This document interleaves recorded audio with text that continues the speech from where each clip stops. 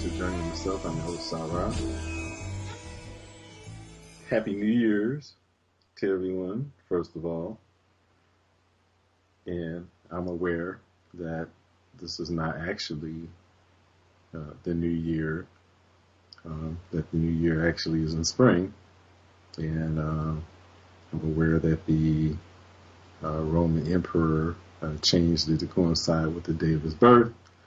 But we'll go with it because that's what I guess this current cycle has us doing.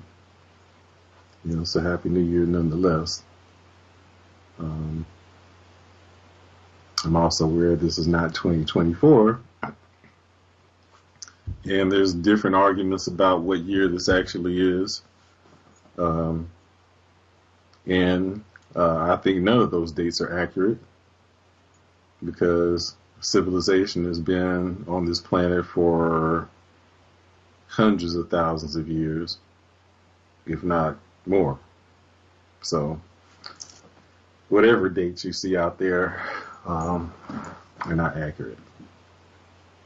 But that said, what is clear is that there are cycles that we go through, that the universe goes through, and the cycle that we're observing is the 365-day journey of the sun around, the Earth around the sun. Now, for the new year, as I contemplated what topic we would discuss, and there are a number that I could have chosen from. We could have continued our discussion on the ancestors of the Khazars, but we'll save that.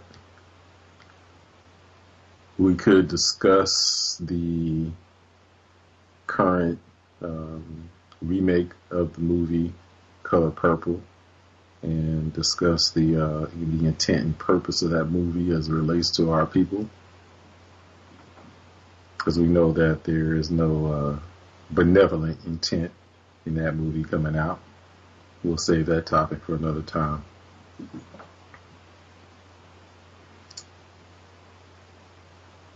So, as I meditated and even went through the process of making my own resolutions for the year, one of the things that came to me was that I want to make an effort to be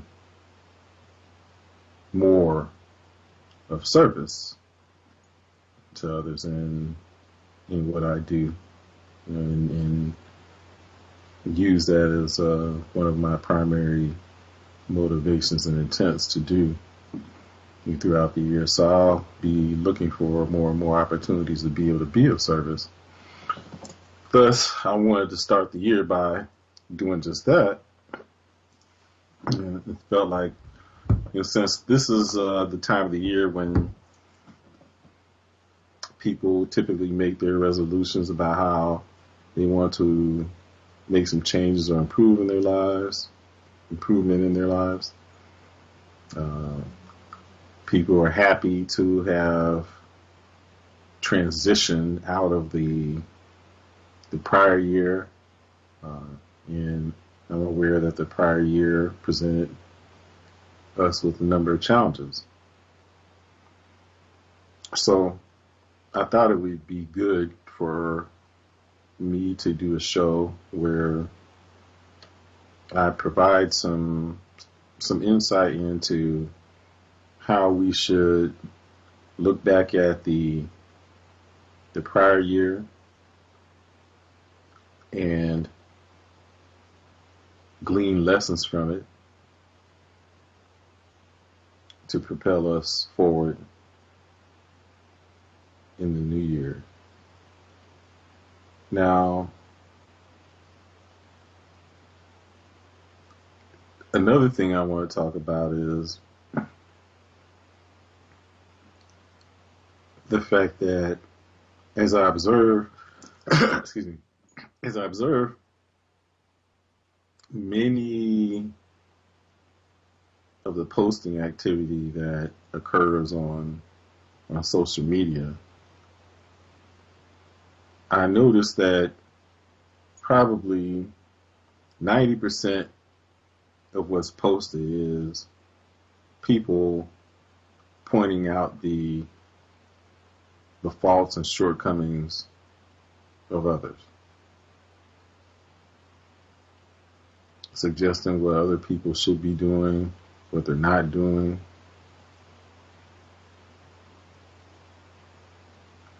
Criticizing people's lack of knowledge of this or that, trying to compel people to adopt their perspective,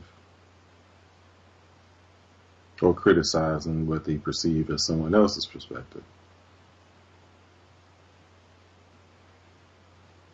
And so the recurring theme there is that all of the focus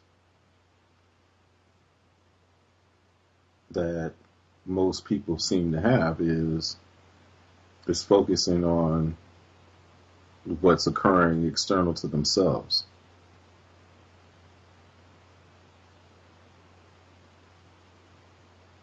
And that's part of the shift that needs to occur with us if we want to ascend in our position, whether it's physically or spiritually. Because there's nothing to be gained by observing and criticizing others and advising others on what they should be doing in their lives. So before I go into it, I want to read a couple of posts that I put up in regards to the new year.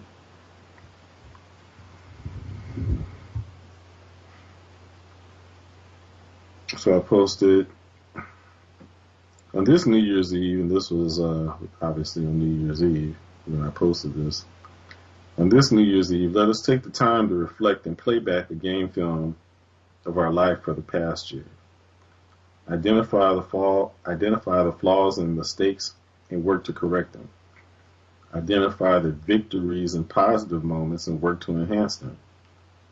Discard all old negative habits and replace them with positive habits. Worry not about changing others or changing the world. Change begins when we change ourselves. May we all have a happy, prosperous, abundant, and successful new year. And that goes to the heart of what I was just speaking about, is that, many of us are more focused on changing others, identifying faults in others, making observations about how the world is and learning how to be able to change the world. But it's not possible for us to change anyone else. We're not going to change the world ourselves either. And the best thing that we can do if we want to affect change is really to change ourselves. And it's important that we note that that is one of the most powerful changes that could occur, is the change that we affect within ourselves. Because unbeknownst to us, if people are paying attention to that which we do, and people do notice as we are putting in the work to change ourselves, and how the effect of the change is taking hold in us. And it inspires people. Of course, some people will be repelled by it, but those who are repelled by it is not our problem. And those who are repelled by it, they're repelled because they don't want to put in the same work in order to be able to affect change. So, we're going to have either effect. We'll repel or we will inspire. But it'll come from what we do as opposed to what we say. No one really cares much about what we're saying if our actions are not consistent and not making a difference in our own lives.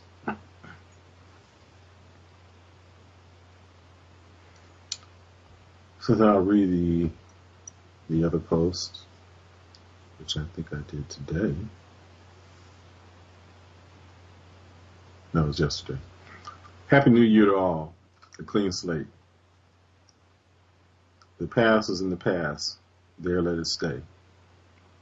Take only the lessons learned forward and discard the rest.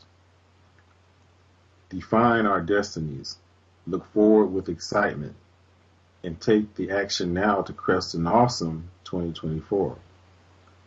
Understand that it is the focused energy of the thoughts that we bring into our consciousness, the words that we speak, and the actions that we take now that will define our future.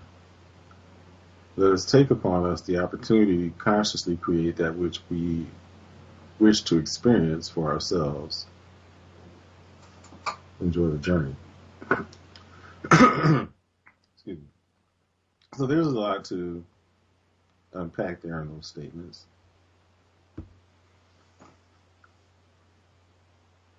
So initially, I made it a point to say that part of what it is that it's important for us to do is to reflect on what transpired in the prior year. Not to brood over it or to lament the things that occurred, or even to be upset about things that have happened if we face challenges. But to reflect and glean any lessons that may be apparent in those experiences. And there's always lessons that are there. So as we reflect upon the challenges, we look at how we reacted or responded to those circumstances.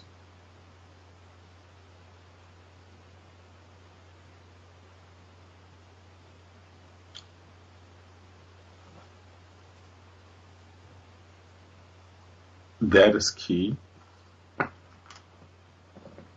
because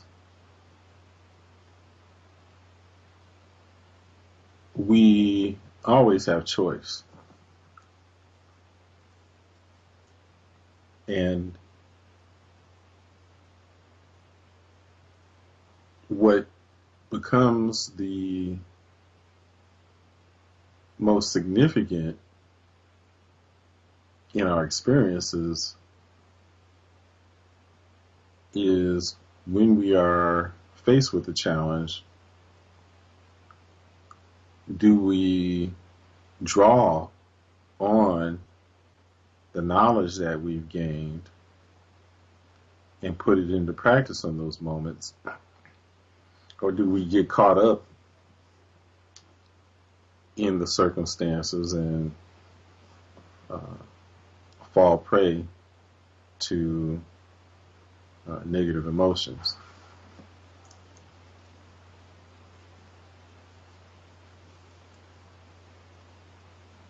And, as I'm telling you this, I've gone through this process myself.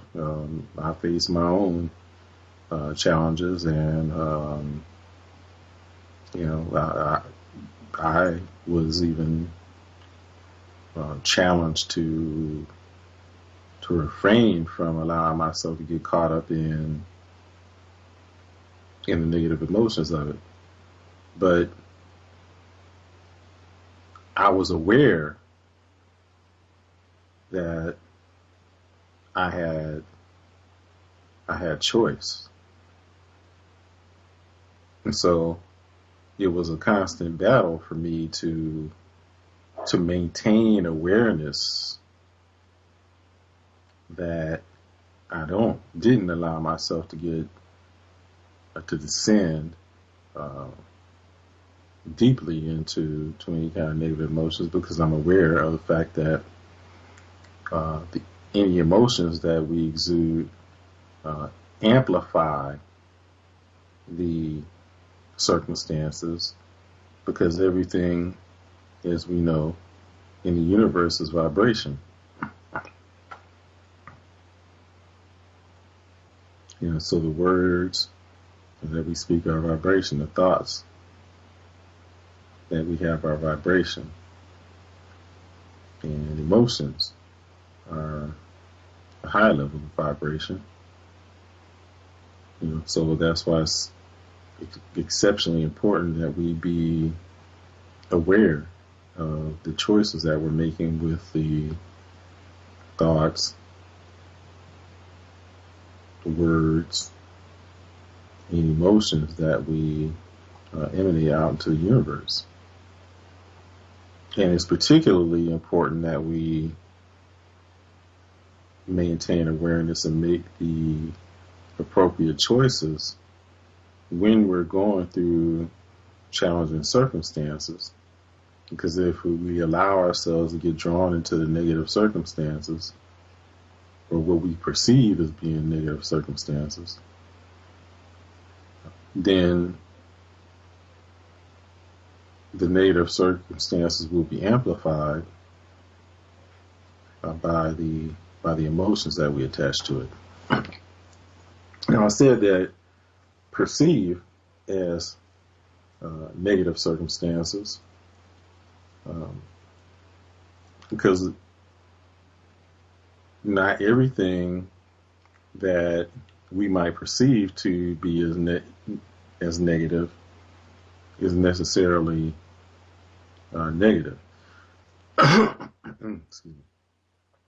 What may be happening is that we're facing that particular experience to avoid something that could be worse.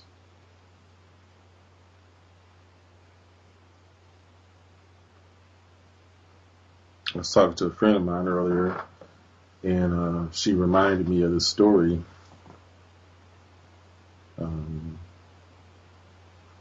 about this very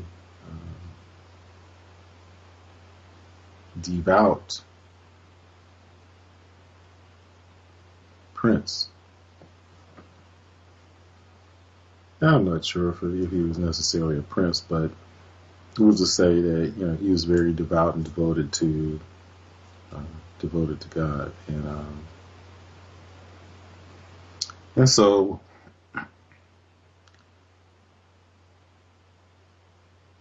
he had a son, and he loved his son very much, and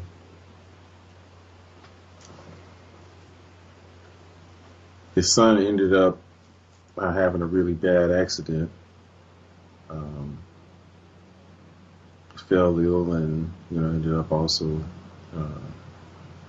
breaking his leg, and so the man was a bit wroth and upset about what had happened to to his son, and he started questioning, why would this happen to him? And not long after that, his country went to war, and the government instituted a draft.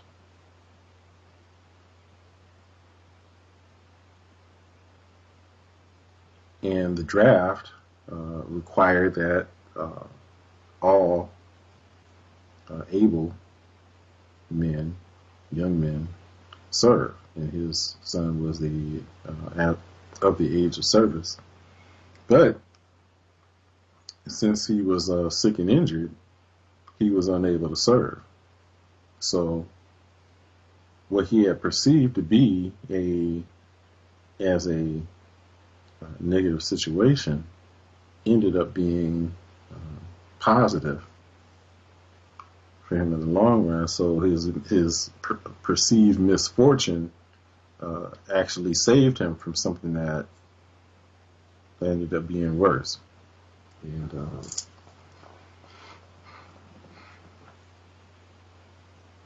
that was part of the poignancy, and the importance of me sharing that particular story was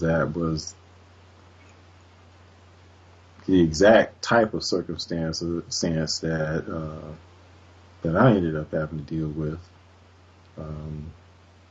which I perceived to be something that was really negative and holding me back. But I fought the urge to become wroth and upset and angry, and I was able to realize that there was a blessing in that experience.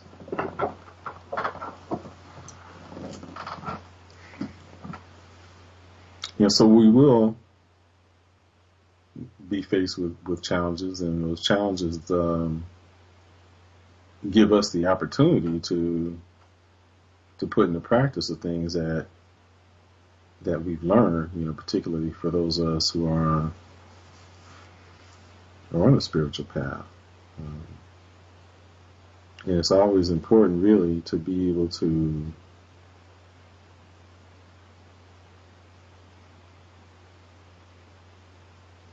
demonstrate our faith in the spiritual principles that we've learned, and also faith in ourselves and faith in the divine.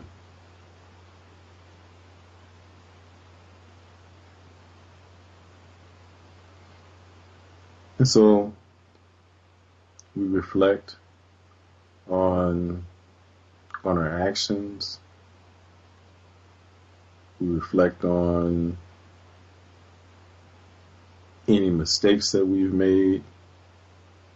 And the purpose is not to rehash it or to relive it, but again, it's to discern any lessons from it, to go over it and see what patterns existed in us making those mistakes, and particularly if they may be something that has recurred in us,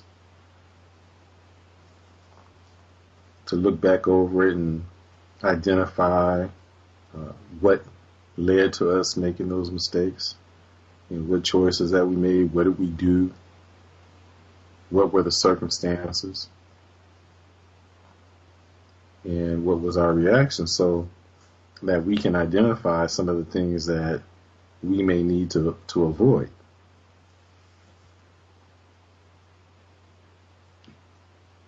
Because we will likely face that circumstance again. And so if we're able to to review what happened when we faced that situation before, and if there was a negative outcome, be able to identify, what led to it, and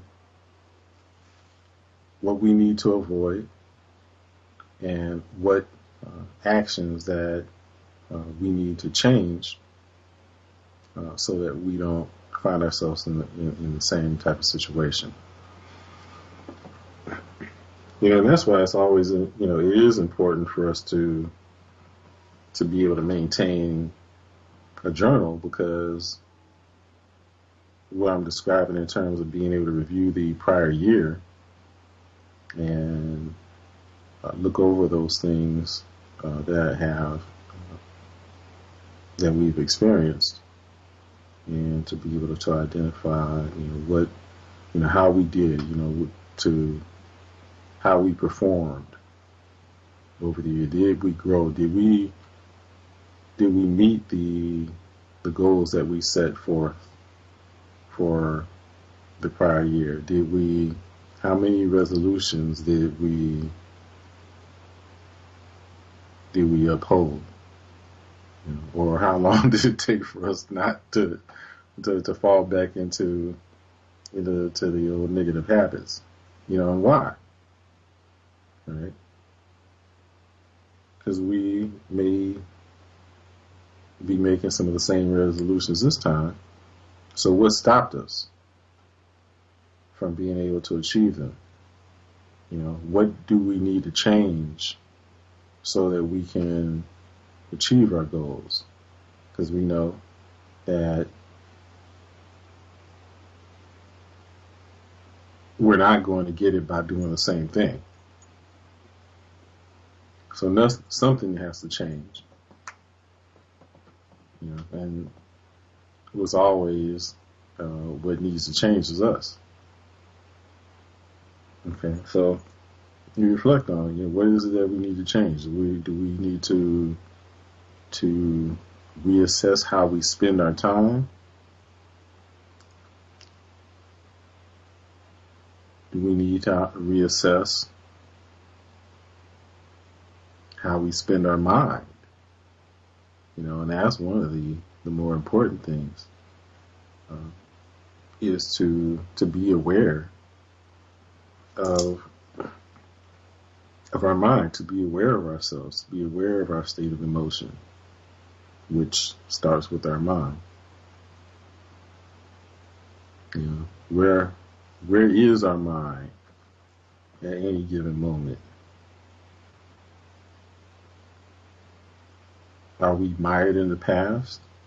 Are we allowing ourselves to be controlled by the past? Are the actions that we're taking based upon things that happened in the past? Are we consciously choosing our actions, or are we reacting out things that have happened to us in the past?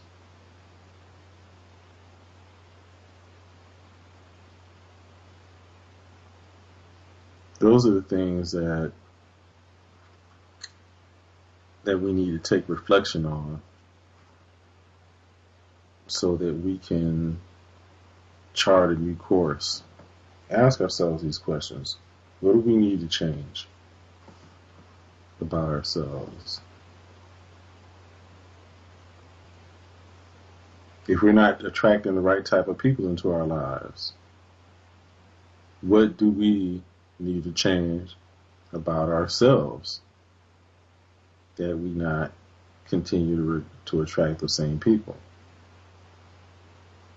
Again, it is impossible for us to change other people. So we would go nowhere by just continually making observations about the behavior of others. The only person that we can and have a responsibility to change is ourselves.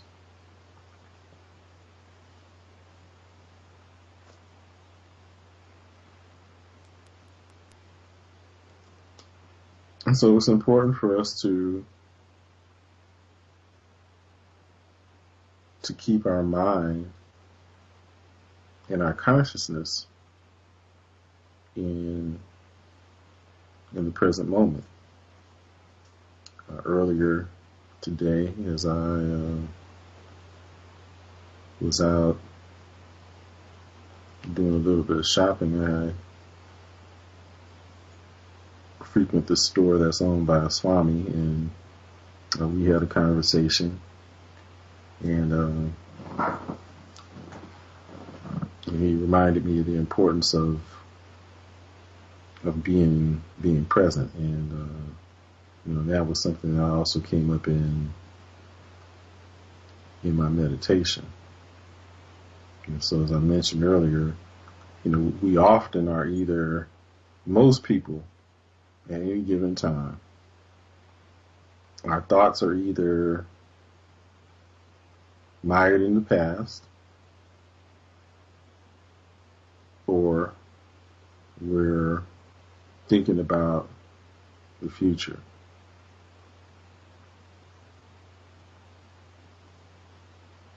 And so we're not fully present. We're not fully experiencing the moment that we're in. We're not fully present with the people that we're with. Okay, and this can have an adverse effect on our relationships. Because everyone wants to have a partner who is fully present with them. And if we're not fully present with them, then our actions are not based upon what's happening in that present moment. And so we're in reaction mode, which is where most people are.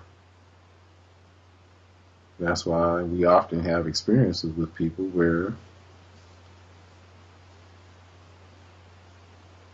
the reaction that we get to something we do or say is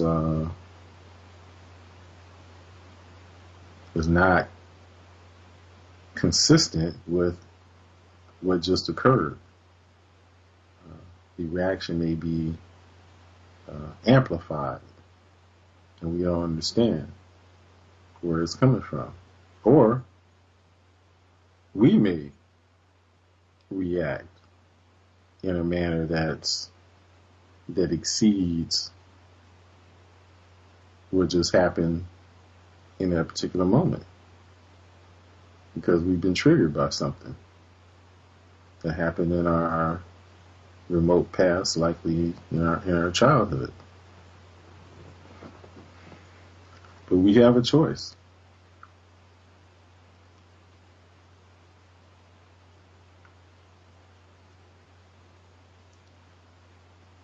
But it's important that we develop the ability to be in control of our mind. But it's important, again, to instill the fact that it is possible for us to control our mind. It is possible for us to control the words that we speak. It is possible for us to control our emotions. And people will say, Sarah, well, that's easier said than done. Of course it is. Everything is easier said than done until we gain experience in doing it. And then it becomes easier.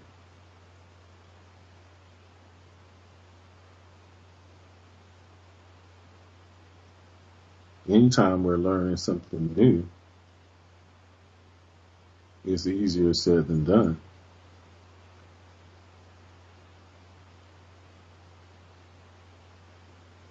But that didn't stop us when we were learning to walk.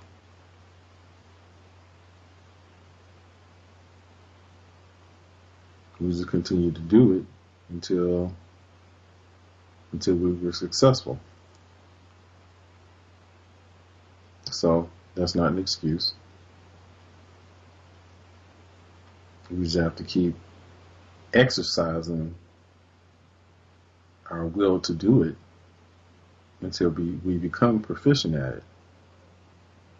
It's a cop out to say that we can't. And so I always recommend, and everyone who is around me ever know not to use the words can't or try in my presence.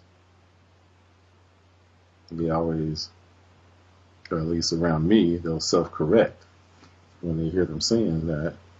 And, I don't allow myself to use those words. I will catch myself if I start.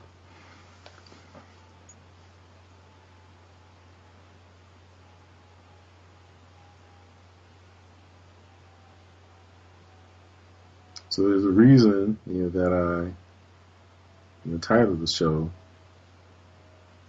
Journey into Self, because that's where our focus should always be on how can we better know ourselves. How can we begin to peel the layers that have been accumulated from our life experiences and that have shaped our actions, causing us to react rather than to choose how we want to respond to the circumstances in the moment. And when we're able to remove all those layers, we realize that none of those things are who we are.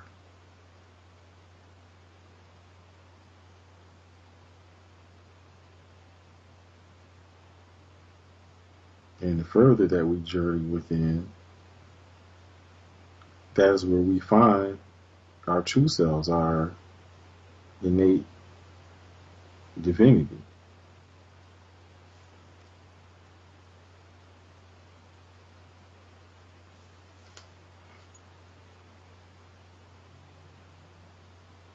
So, how do we get there? How do we learn to discipline ourselves, to control our minds, to be able to control our actions? And controlling action starts with controlling the mind. As George Clinton says in the song, good thoughts and bad thoughts. Every thought that is true, allowed to be accepted as true by our conscious mind, takes roots in our subconscious, blossoming sooner or later into an act and bears its own fruit.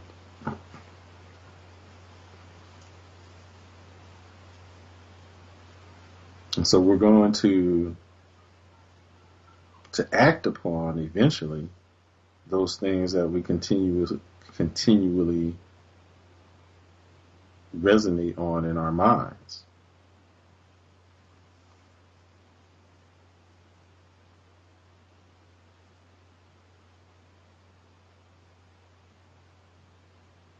And we are also creating based upon the focus, the continued focus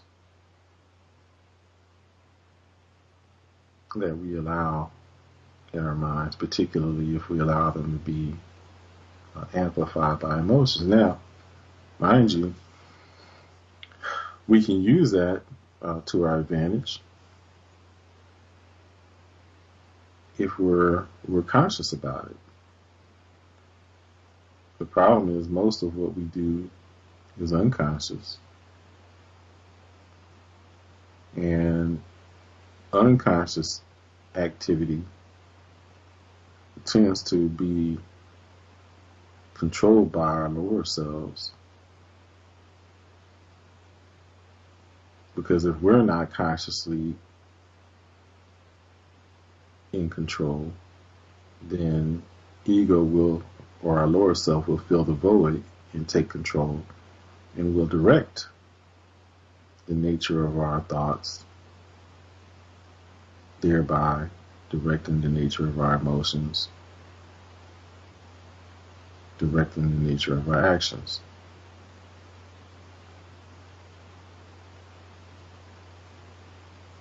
So there's never a void. We are either in control of the directions of our lives, and we being our true self, or if we're not, then it will default to the lower self, or the ego. There will never be a void.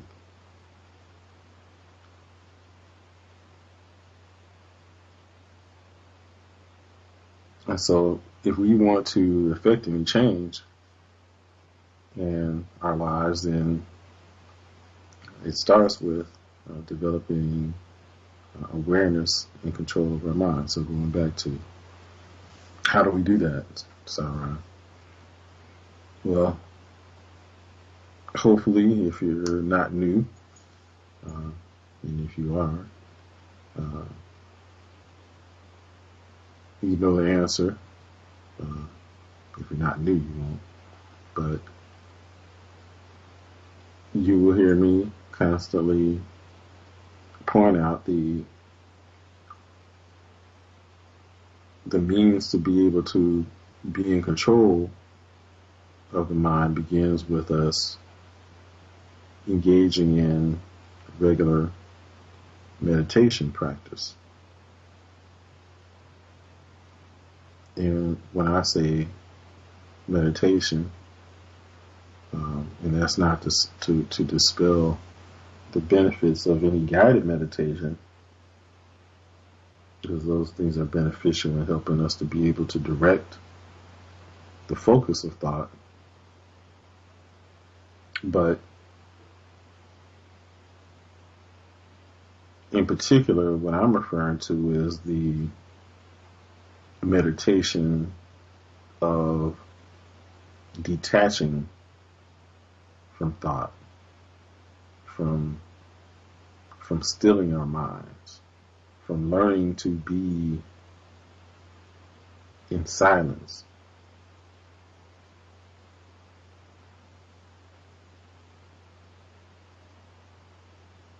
And when our mind is in silence, we find ourselves to be fully present. And the more we can be able to silence and still our mind, the more that we can be in tune with the infinite, and we can allow ourselves to be guided by that, by the infinite, by our true self.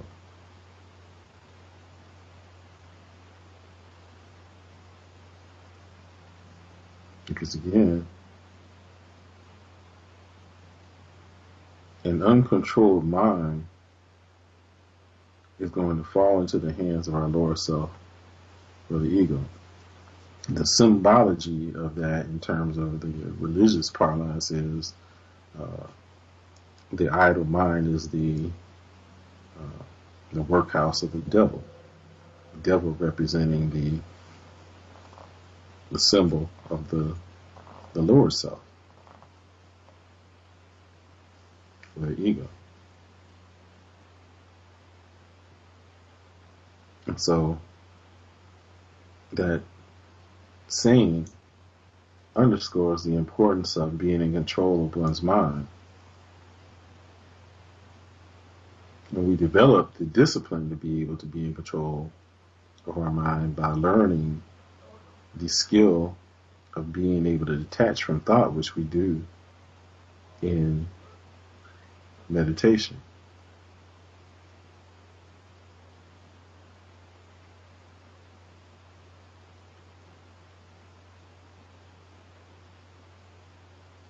And the more we become proficient at being able to practice meditation and being able to detach from thoughts, we will learn that that skill can be applied as we experience life. Not only does it benefit us, we're in the midst of meditation, but then it can also benefit us in how we approach life, because we will develop the skill to be able to detach from what we're experiencing. And as we're able to detach, then we're in full control of our thoughts, words, actions, and emotions. We're fully present in the moment, so we're not reacting.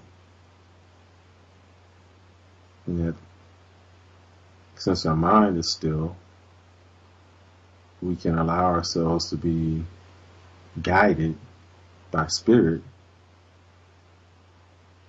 to help us to be able to choose the appropriate response to the circumstances, rather than it being driven by a reaction that's triggered by some past emotional trauma that we've experienced.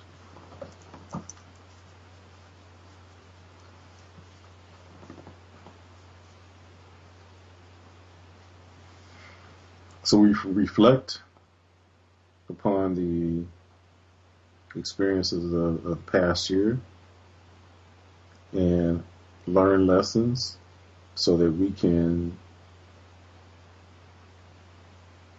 develop our game plan for the coming year, to know the things that we need to avoid in order for us to be able to meet the goals and objectives and resolutions that we've set forth. Why, if we decided that we wanted to lose 20 pounds, for instance, why did we not do that? What choices did we make that prevented us from doing it?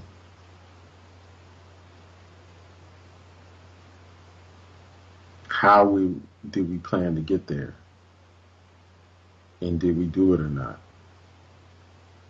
What do we do instead?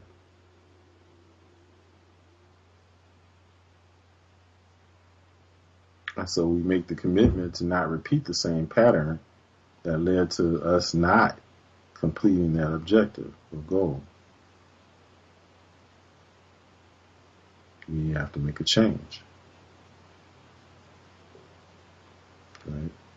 Like Saida Garrett wrote in the song that she wrote for Michael Jackson, Man in the Mirror, we have to look at ourselves and make that change.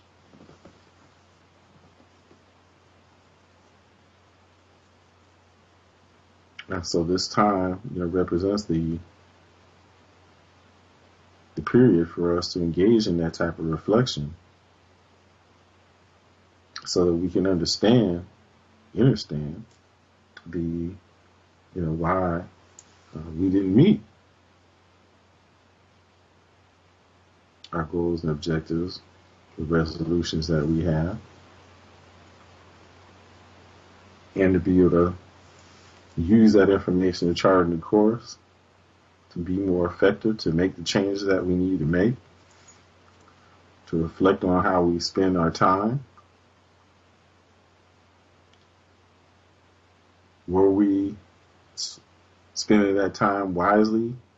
Were the choices that we make and the activities that we engaged in, did they move us closer to our goals, or move us farther away from it, or just keep us stagnant in where we were? Do we need to cut down on things that do not move us closer to our goals? Do we need to cut down watching TV, which is programming? Do we need to cut back on our social media activity, which is another form of programming?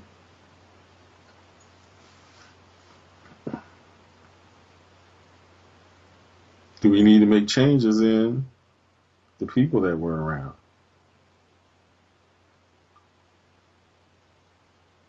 Do they inspire us to achieve our goals? Or are they engaging in activity that, if we were to do it, would move us away from our goals or keep us stagnant?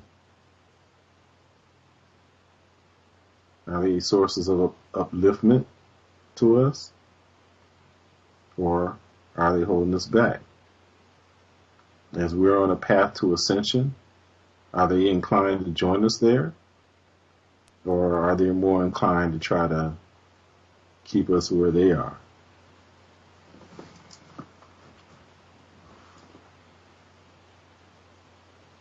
Those are all choices. And again, be mindful. We do not have the ability to change others. It is not our responsibility to change others.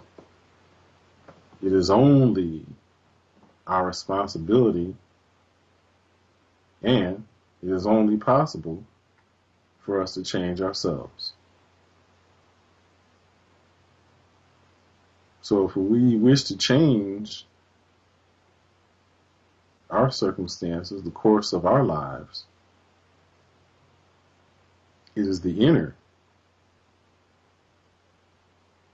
We have to look within ourselves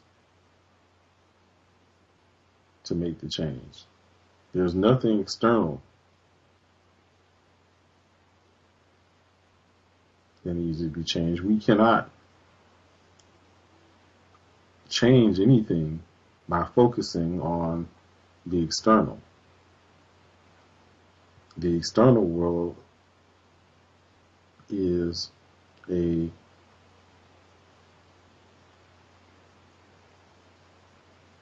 outcome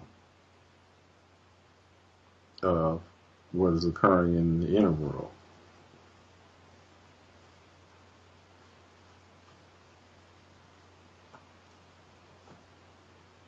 So it's always important for us to be looking within, to be on a journey into ourselves. We can only begin to affect the external world when we make change within, in our inner world. The answers to all of the problems, if you will, or the way to overcome the challenges is when we go within and remove the obstacles that exist within ourselves and identify what they are so that we can overcome them. And by so doing, we suspend repeating the same negative patterns that we've engaged in. And that, again, is part of the benefit of engaging in reflection, so that we can identify the negative recurring patterns that we need to avoid in order to be able to affect our ascension on our path. So we don't want to repeat the same cycle, because that will keep us in a circle that does not ascend. See, when I talked about the universe, if you look at the universe is is full of cycles. And that's consistent throughout everything in the universe.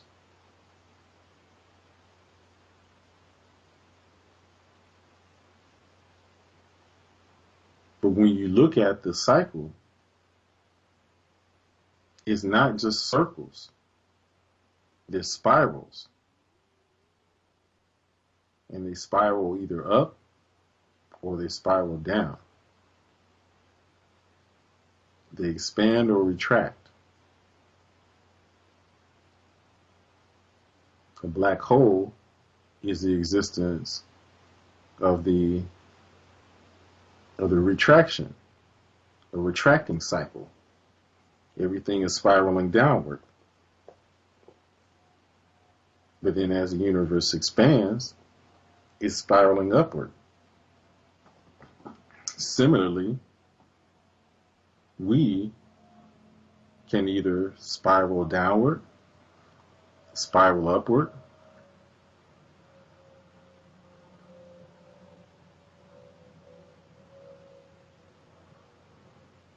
even, and I was about to say that, we could just stay in a continuous cycle going nowhere, but that doesn't even really exist because we're either moving forward or we're moving back. There is no lack of inertia. There's no lack of movement. It may be imperceptible because we're not moving much, but we're even moving up or down, just as the universe does. And even the cells within us are moving in cycles, one way or the other.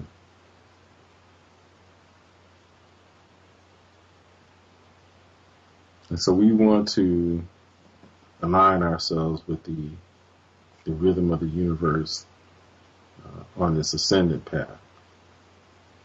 That's the journey that we want to be on.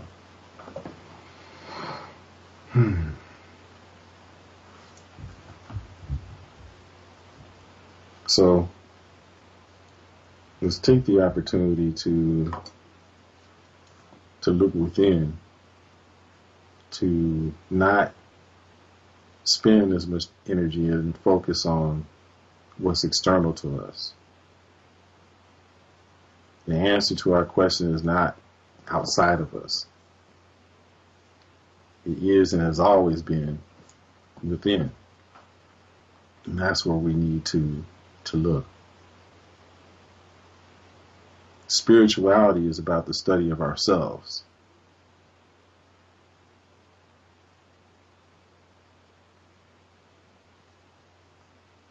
It's not about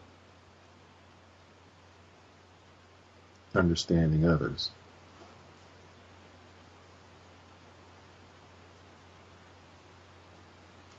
Though it may be a byproduct of it, because the more we are able to understand ourselves, the more we will be able to understand others. And there's a lot of insights that will even come from that. Because we will also learn that what people do isn't about us. And we learn to not take things personally that people do. Because as I said, most people are reacting. They're not consciously choosing what they do. Okay? And that's where we want to transcend from, to where we are conscious of what we're doing, and thereby consciously creating the reality that we experience in our own lives. So, I trust that this has been beneficial to you,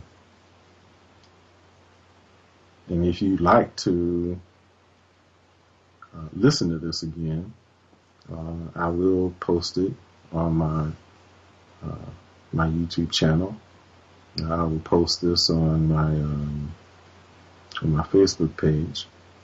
And if you'd like to have it, um, reach out to me, and that would be a service that I will offer. If you'd like to have the recording of this, then just reach out to me on Facebook Messenger and give me your email, and I'll send it to you. Also,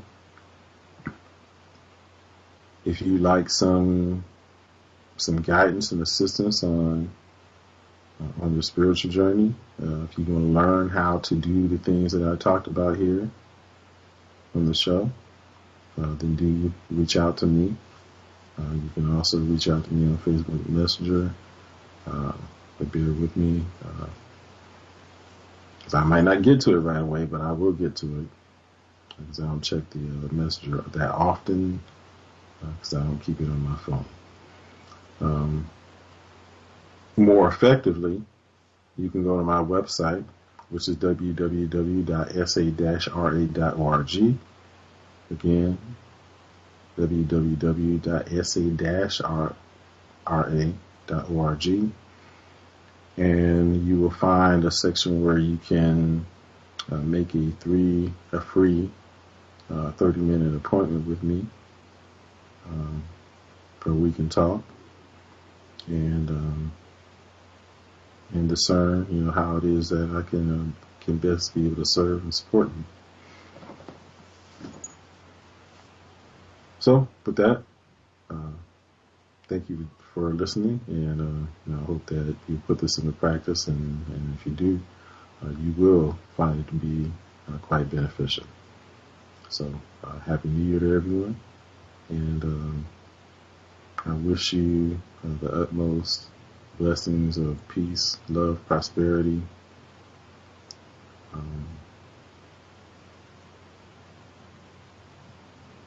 Yeah, peace, love, and prosperity. I think that's good. All right. So, see you next time on Journey to Self. We'll probably delve into some of the other topics that I mentioned on the next show. I'll let you know which one we'll deal with. But yeah, we'll see you next time. Happy New Year. Hotel.